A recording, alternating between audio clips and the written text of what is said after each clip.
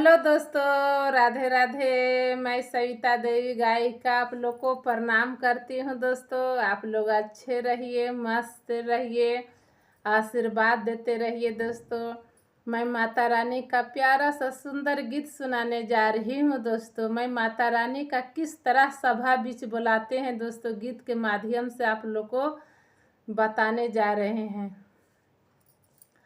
कारू सुमारा नामा तोहारा सभावा में यावना जी मैया। कारू सुमारा नामा तोहारा सभावा में यावना जी मैया। कारू सुमारा नामा तोहारा सभावा में आवना जी मैया। सोने सुराही गंगा जल पानी, सोने सुराही गंगा जल पानी। चरण धोलाई बो तोहारा सभावा में आवना जी मैया। चरण धोलाई बो तोहारा सभावा में आवना जी मैया। कारू सुमारा नामा तोहारा सभावा में आवना जी मैया। कारू सुमारा नामा तोहारा सभावा में आवना जी मैया। सोने के थाली में रतन जड़ल है, सोने के थाली में रतन जड़ल है।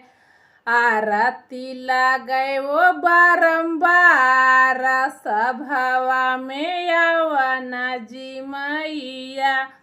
आरती लगे वो बारंबार सभावा में आवना जी मैया।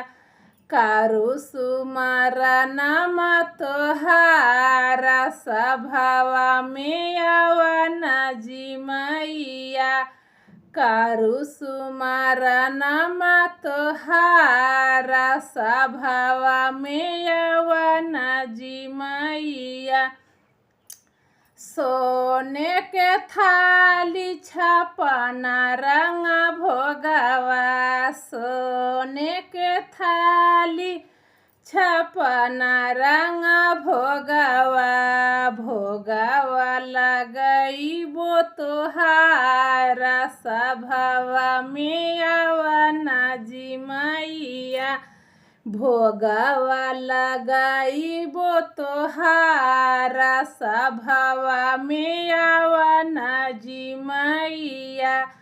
कारू सुमारा नामा तोहारा सभावा में आवना जी मैया। कारू सुमारा नामा तोहारा सभावा में आवना जी मैया। सोने के थाली में रतन जड़ल है, सोने के थाली में रतन जड़ल है।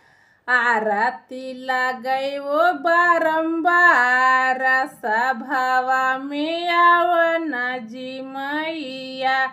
सामा सवेरे मैया आरती लगाई बो। कारू सुमारा नामा तोहारा सभावा में आवना जी मैया। कारू सुमारा नामा तोहारा सभावा में आवना जी मैया। कारू सुमारा नामा तोहारा सभावा में आवना जी मैया।